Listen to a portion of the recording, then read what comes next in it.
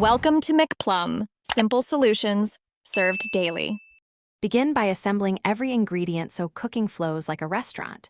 Use 2 tablespoons olive oil, chop 1 medium onion finely, mince 3 cloves garlic, dice 2 carrots and 2 celery stalks uniformly.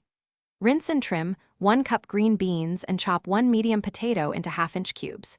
Measure 4 cups vegetable stock and open a 14 can diced tomatoes.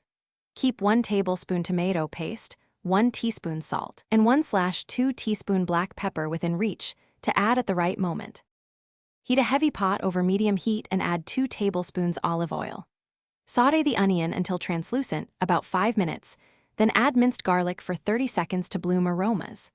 Stir in 1 tablespoon tomato paste and cook briefly, then deglaze with 1/2 cup white wine or reserved stock, scraping fond.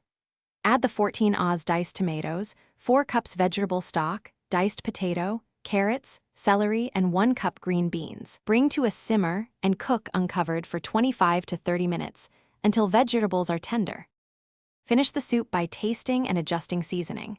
Add 1 teaspoon salt and 1/2 teaspoon black pepper as needed.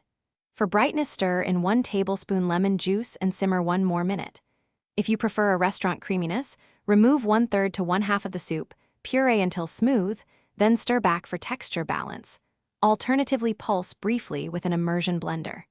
Serve hot in warm bowls, garnish with 2 tablespoons chopped parsley, and recommend crusty bread for dipping to recreate a restaurant experience. Thanks for watching. Stay juicy and subscribe.